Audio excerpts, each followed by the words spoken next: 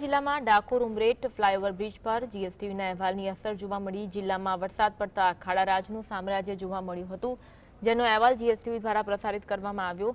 National highway 8નો route bridge ફ્લાયઓવરની કામગીરી કરવામાં આવી। બ્રિજ નવો બન્યો છતાં તૂટી જતા ખાડામાં પરિણમ્યો હતો। આરએનબી વિભાગ ખાડા પૂરવા નિષ્ક્રિય હતું, ત્યારે જીએસટીવીએ તેની નોંધ લીધી। ડાકોર ઉમરેઠ રોડ પર અવરજવર કરી રહેલા વાહન ચાલકો સારા રોડ રસ્તાથી રાહત અનુભવશે। વાત કરવામાં આવે તો Dakor Umreth road flyover bridge જે ભવન્સ કોલેજ પાસે આવેલો છે, તેની વાત કરવામાં આવે તો ચોમાસા દરમિયાન આ રોડ ધોવાઈ ગયો હતો, એટલે કે કહી શકાય કે અસંખ્ય ખાડાઓ પડી ગયા હતા અને મોતના ખાડાઓ હતા।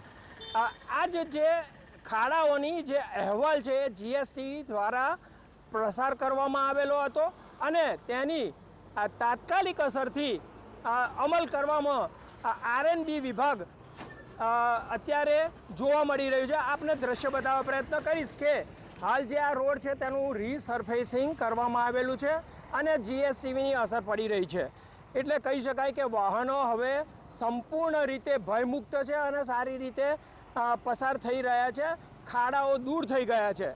આમ જીએસટીવીની અસરથી આરએનબી વિભાગ એ ઊંઘતું ઘોર નિંદ્રામાં હતું તે જાગી અને સત્વરે કામગીરી પૂર્ણ કરેલી છે। શીતલ ભટ્ટ, જીએસટીવી ડાકોર।